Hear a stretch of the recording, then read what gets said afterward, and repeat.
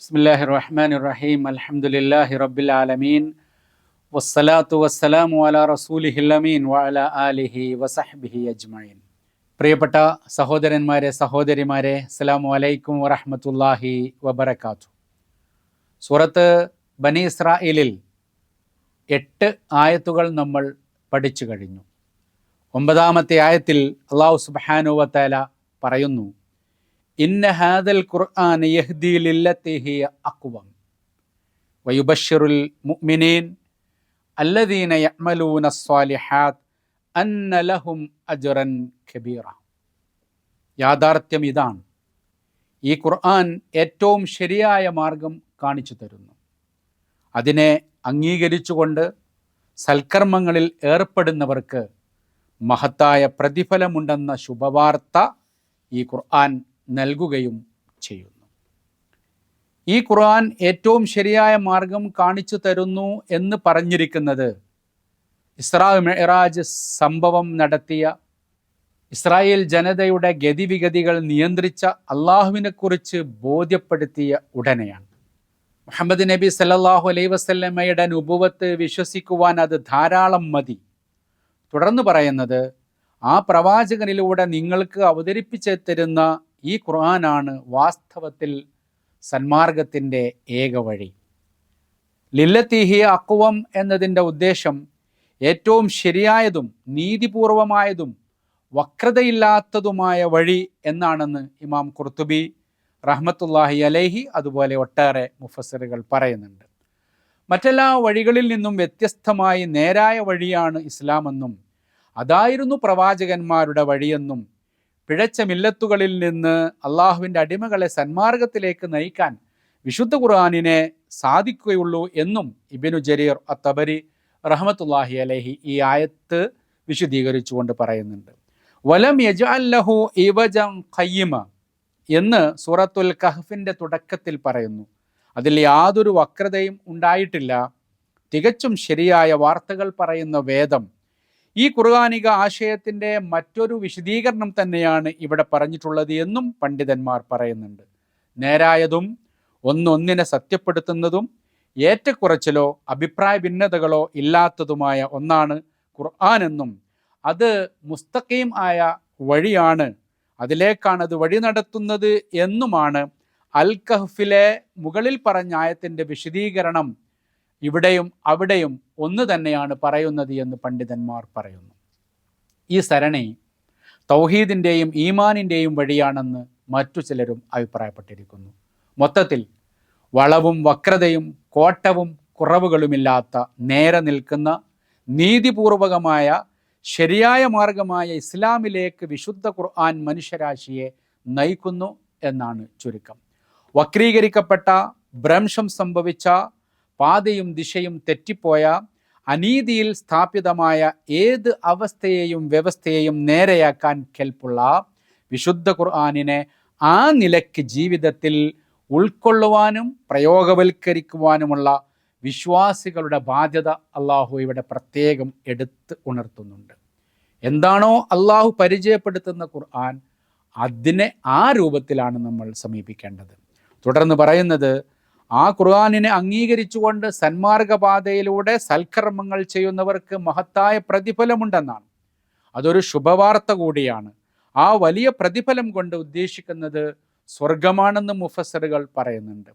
വിശ്വാസികൾ ഇവിടെ പ്രത്യേകമായി ശ്രദ്ധിക്കേണ്ടത്, ശരിയായ മാർഗം കാണിച്ചു തരുന്ന ഖുർആനിനെ അംഗീകരിക്കുക, അതിനെ ആദരിക്കുക, പൂർണ്ണമായി അതിനെ വിശ്വസിക്കുക, അത് പാരായണം ചെയ്യുക, അത് പഠിക്കുക, മനനം ചെയ്യുക എന്നത് മാത്രമായിട്ട് അതിനെ നിർത്താതെ പ്രത്യുത അതിൻ്റെ അടിസ്ഥാനത്തിൽ സൽക്കർമ്മങ്ങൾ പ്രവർത്തിക്കുക കൂടി വേണം എന്ന് ഈ ആയത്ത് നമ്മളെ പഠിപ്പിക്കുന്നുണ്ട്. ഈ ഖുർആനിൻ്റെ പ്രത്യേകതയിൽപ്പെട്ട മറ്റൊരു കാര്യമാണ് അവർക്ക് ശുഭവാർത്ത നൽകുക. വയുബശ്ശിറു, അപ്പോൾ സത്യവിശ്വാസികൾക്ക് ശുഭവാർത്തകൾ നൽകുന്ന ഒരു കൃതി കൂടിയാണ്. അപ്പോൾ വിശ്വസിക്കുകയും അത് പാരായണം ചെയ്യുകയും പഠിക്കുകയും മനനം ചെയ്യുകയും ചെയ്യുന്ന കൂട്ടത്തിൽ പ്രവൃത്തി പദത്തിൽ ജീവിതത്തിൻ്റെ ഒരു ഭരണഘടനയായി വിശുദ്ധ ഖുർആനിനെ വിശ്വാസികൾ അംഗീകരിക്കണം എന്നുകൂടി നമുക്കിവിടെ മനസ്സിലാക്കാൻ സാധിക്കും. 10-ാമത്തെ സൂക്തത്തിൽ അള്ളാഹു പറയുന്നത്, വഅന്നല്ലദീന ലാ യുഅ്മിനൂന ബിൽ ആഖിറതി അഅ്തദ്നാ ലഹും അദാബൻ അലീമ. പരലോകത്തിൽ വിശ്വസിക്കാത്തവർക്ക് വേണ്ടി നാം നോവേറിയ ശിക്ഷ ഒരുക്കി വെച്ചിട്ടുണ്ട്, അതിൻ്റെ മുന്നറിയിപ്പ് നൽകുകയും ചെയ്യുന്നു എന്നാണ്. തൊട്ട് മുമ്പ് നമ്മൾ പറഞ്ഞ 9-ാമത്തെ ആയത്തിൽ സത്യവിശ്വാസികൾക്ക് സന്തോഷവാർത്ത നൽകിയപ്പോൾ ഈ ആയത്തിൽ പരലോകത്തിൽ വിശ്വസിക്കാത്തവർക്ക് നൽകുന്നത് ഒരു മുന്നറിയിപ്പാണ്. അവർക്ക് നോവേറിയ ശിക്ഷ ഒരുക്കി വെച്ചിട്ടുണ്ട്, നരകമാണ് അതുകൊണ്ട് ഉദ്ദേശിക്കുന്നത്. സൽക്കർമ്മങ്ങൾക്ക് പ്രതിഫലമുണ്ടെന്ന് വിശ്വസിക്കുന്നത് പരലോക വിശ്വാസത്തിൻ്റെ ഭാഗമാണ്. മുന്നായത്തിൽ പറഞ്ഞ മുഅ്മിനുകൾ അതുകൊണ്ട് തന്നെയാണ് സന്മാർഗത്തിലേക്ക് നയിക്കുന്ന ഖുർആൻ ആശയങ്ങൾ സമൂഹത്തിൽ നാട്ടി നിർത്താൻ കർമ്മങ്ങൾ ആവിഷ്കരിക്കുന്നത്, പ്രാവർത്തികമാക്കിക്കൊണ്ടിരിക്കുന്നത്.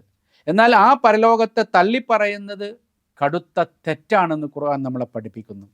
ഇത്തരം ഉത്ബോധനങ്ങളും മുന്നറിയിപ്പുകളും ആര് നിഷേധിച്ചാലും അവർക്ക് ബനു ഇസ്രായേലിൽ സംഭവിച്ചത് തന്നെ സംഭവിക്കും എന്ന്, ഒടുവിൽ കനത്ത ശിക്ഷയാണ് അനുഭവിക്കേണ്ടി വരിക എന്ന് സാന്ദർഭികമായി കൂടി ഇത് നമ്മെ ഓർമ്മപ്പെടുത്തുന്നുണ്ട്.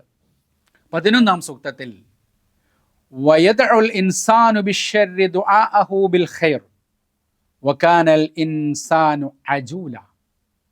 നന്മയെ തേടേണ്ടതുപോലെ മനുഷ്യർ തിന്മയെ തേടുന്നു, മനുഷ്യൻ വലിയ ധൃതിക്കാരനാകുന്നു എന്നുകൂടി ഈ ആയത്തിൽ അല്ലാഹു സുബ്ഹാനഹു വ തആല പഠിപ്പിക്കുന്നു. നന്മയെ തേടേണ്ടതുപോലെ മനുഷ്യൻ തിന്മയെ തേടുന്നു എന്ന പ്രയോഗം അവതരണ പശ്ചാത്തല കാലത്തിലേക്ക് ചേർത്ത് വായിച്ചാൽ മക്കയിലെ സത്യനിഷേധികൾ പ്രവാചകനെ വെല്ലുവിളിച്ചുകൊണ്ട് നീ ഞങ്ങളെ ഭയപ്പെടുത്തുന്ന ആ ശിക്ഷ ഇങ്ങ് കൊണ്ടുവരൂ എന്ന വിഷയവുമായിട്ട് ഇതിന് ബന്ധമുണ്ട്. നിങ്ങൾ നന്മയ്ക്ക് വേണ്ടി പ്രാർത്ഥിക്കുന്നതിന് പകരം ശിക്ഷയ്ക്ക് വേണ്ടി പ്രാർത്ഥിക്കുകയാണോ? ശിക്ഷ വന്നാൽ എന്തായിരിക്കും അവസ്ഥ? തുടർന്ന് പറയുന്നത് അവൻ വലിയ ധൃതിക്കാരനാകുന്നു എന്നതുകൊണ്ട് ഉദ്ദേശിക്കുന്നത് സത്യനിഷേധികളുടെ അക്രമ മർദ്ദനങ്ങൾ അധികരിച്ചപ്പോൾ അവർക്ക് അള്ളാഹുവിൻ്റെ ശിക്ഷ വരണമെന്ന് വിശ്വാസികൾ ധൃതിക്കൂട്ടി പ്രാർത്ഥിച്ചതിലേക്കാണെന്ന് തഫീമുൽ ഖുർആനിൽ സയ്യിദ് മൗദൂദി റഹ്മത്തുള്ളാഹി അലൈഹി ചൂണ്ടിക്കാണിക്കുന്നുണ്ട്.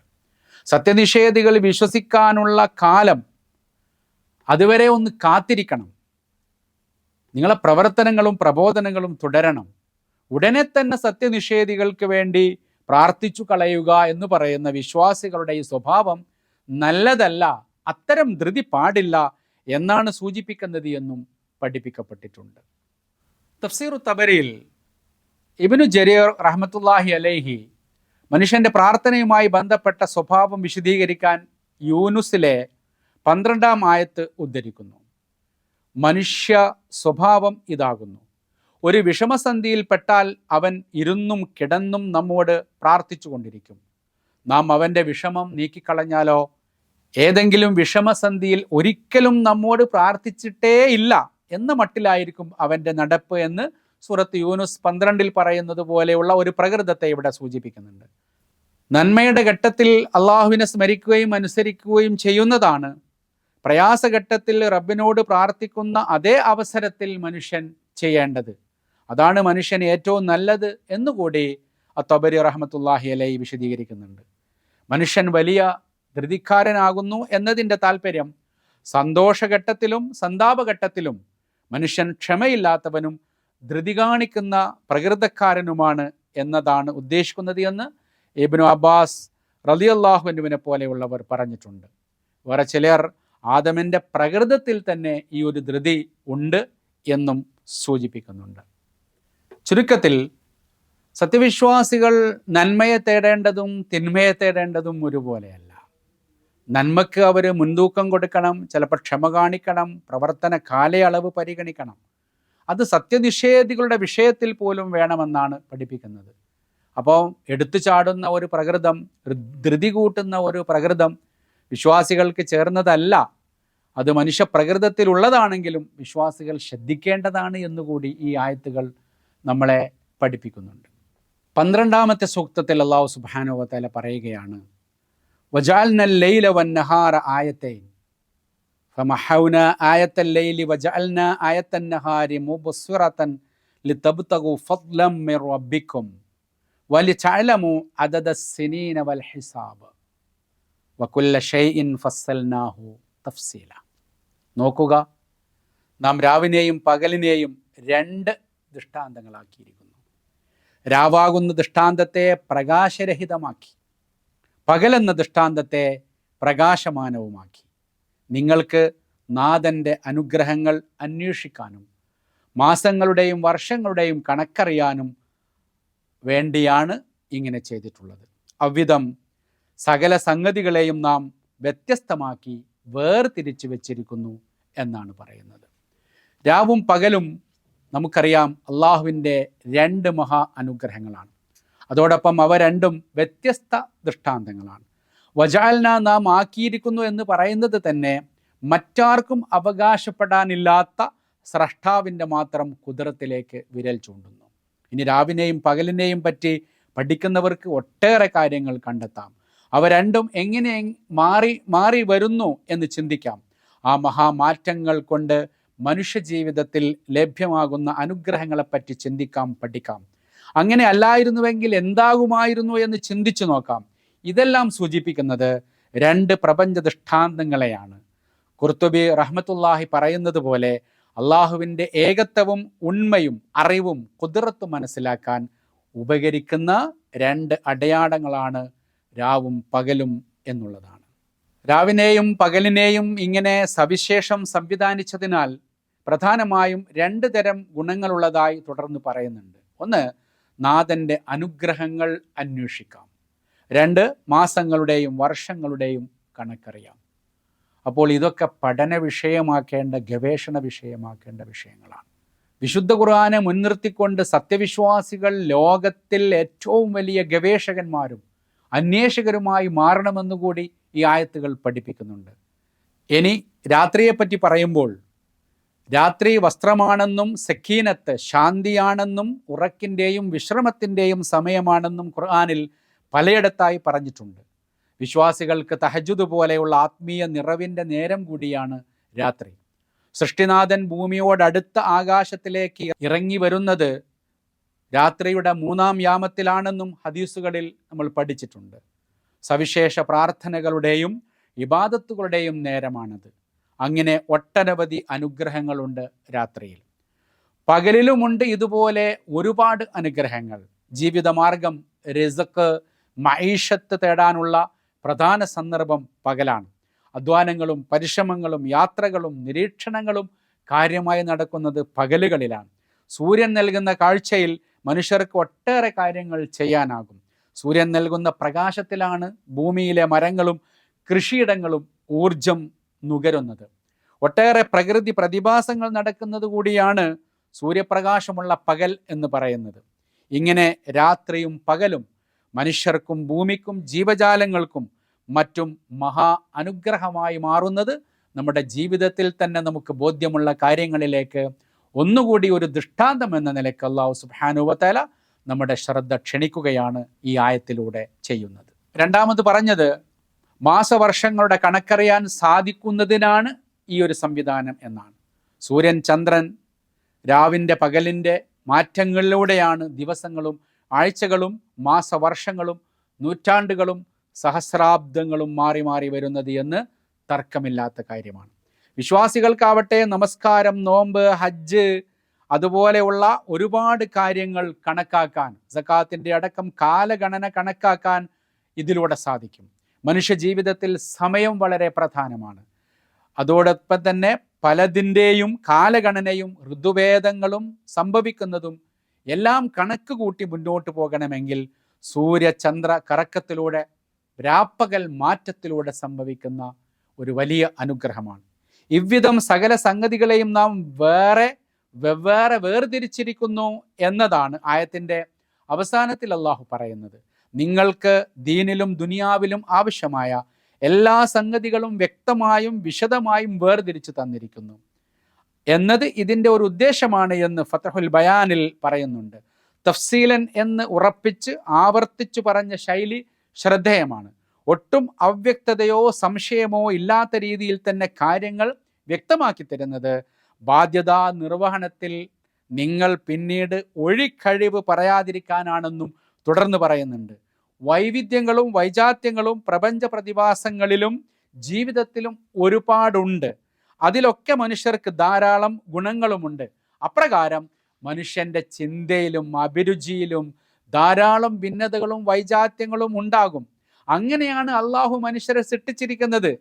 അതുകൊണ്ട് അള്ളാഹുവിന് ഇതൊക്കെ ഒന്നാക്കാൻ കഴിയാത്തതല്ല എന്ന് നിങ്ങൾ മനസ്സിലാക്കിക്കൊണ്ട് ഇതിൽ നിങ്ങൾ ധൃതി വെക്കരുത്. ഇതാണ് വലിയ ഒരു പാഠം.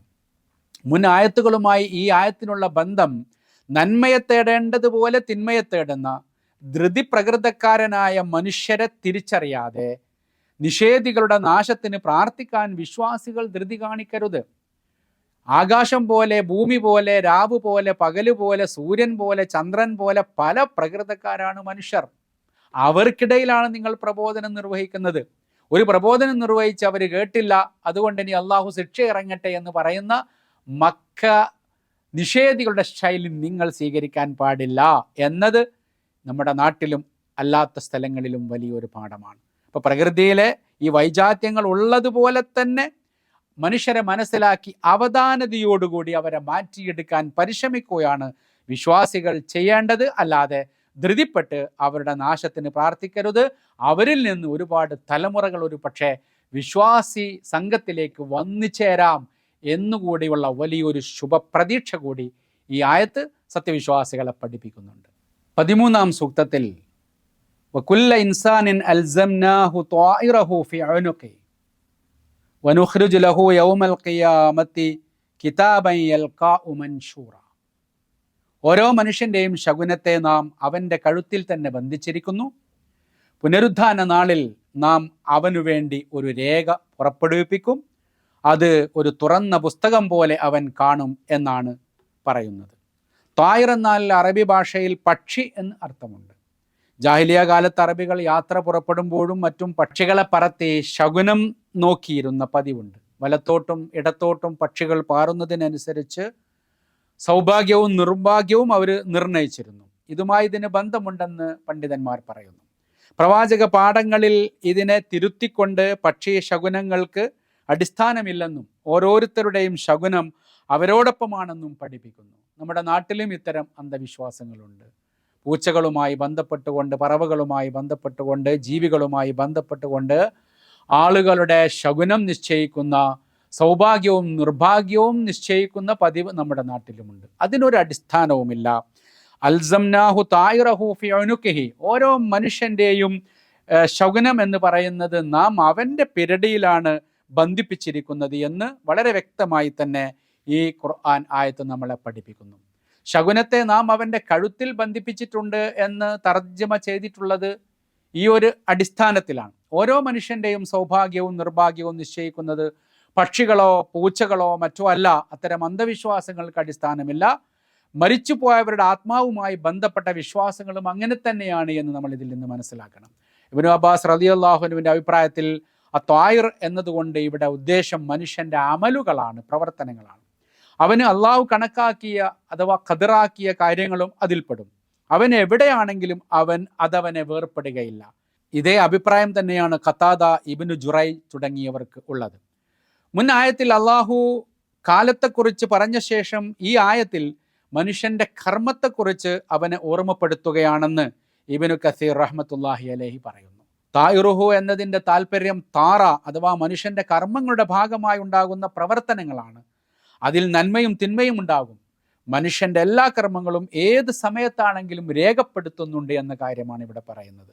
അത് കഴുത്തിൽ ബന്ധിച്ചു എന്ന് പറയാൻ കാരണം ശരീരത്തിലെ പ്രധാനപ്പെട്ട ഒരു ഭാഗമായതുകൊണ്ടാണ് കഴുത്ത്. തൈറു കുല്ലി ആബിദിൻ ഫി ഉനുഖി, ഓരോ മനുഷ്യൻ്റെയും കർമ്മങ്ങൾ അവൻ്റെ കഴുത്തിലാണ് എന്ന ജാബിർ റളിയല്ലാഹു അൻഹു റിപ്പോർട്ട് ചെയ്ത ഒരു ഹദീസിൽ വരികയും ചെയ്തിട്ടുണ്ട്. മലയാള പ്രയോഗത്തിൽ നമ്മൾ എല്ലാം എൻ്റെ പിരടിയിൽ കെട്ടിവെക്കണ്ട എന്ന ശൈലിയിൽ പറയാറുണ്ട്. ഉനുക്ക് എന്ന പദത്തിന് പിരടി, കഴുത്ത് എന്നൊക്കെ അർത്ഥം കൽപ്പിക്കാം. മനുഷ്യൻ്റെ കഴുത്തിൽ അണിയുന്ന മാല പോലെ എപ്പോഴും അത് അവൻ്റെ കൂടെ ഉണ്ടാകും എന്ന് വേണമെങ്കിൽ പറയാം.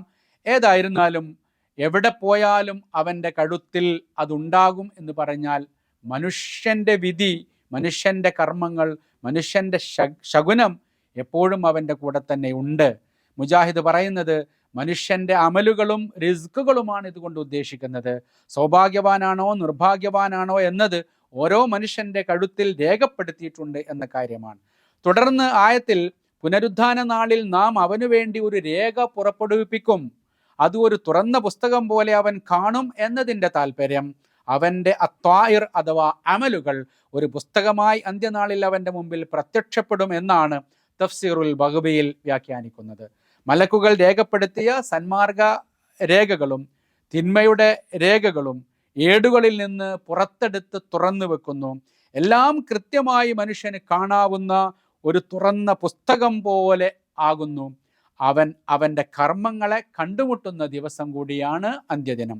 അവസാന നാളിൽ ഒന്നും വിട്ടുപോകാത്ത തൻ്റെ കർമ്മങ്ങളുടെ തുറന്ന പുസ്തകത്തിൻ്റെ മുമ്പിൽ റബ്ബിൻ്റെ കടുകിട തെറ്റാത്ത വിചാരണയുണ്ടാകും എന്ന ഓർമ്മയിലാണ് അപ്പോൾ മനുഷ്യൻ ജീവിക്കേണ്ടി വരിക.